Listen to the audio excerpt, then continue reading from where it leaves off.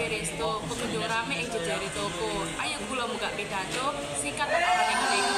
Assalamualaikum warahmatullahi wabarakatuh.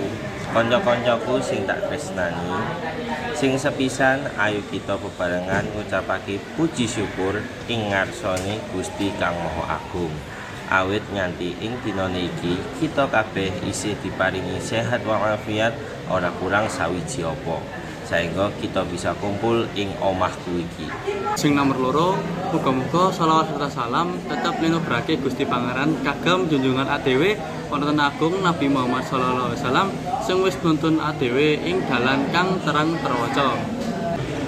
Ketelu, aku Ayu Puspitasari uga ngucapake guning panuwun sing tanpa upama marang kowe kabeh. Awit wis gelem teka ing omahku iki saperlu ngramekake dina kelairanku sing kaping 17. Muga-muga lakumu kabeh saka omahmu nganti tekan omahku kene cinathet Allah Subhanahu wa taala minangka amalan sing apik. Kanca-kanca sing tak tresnani, sejatine umur kang tambah iku dudu ateges tambah dawa umure. Nanging umur tambah iku ngemu teges yen malah kurang ing ngarsane Gusti. Mula saka iku senajan rasa iki ibu bapakku ngramekake dina kelairanku lewat tasyakuran kang prasaja iki.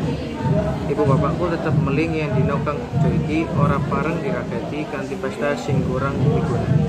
Kayunan karo bab kasebut, aku dadi kelingan ngendikane ustaz utawa ustazah ang isine kurang luwih mangkene. Mupangandake sing mung sadurunge kantekan liyane, apa wae lima kang dikarepake mau.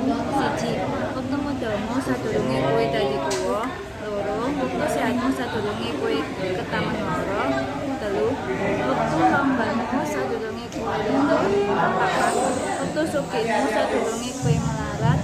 Sing kelima, wektu uripmu sadurunge kowe mati.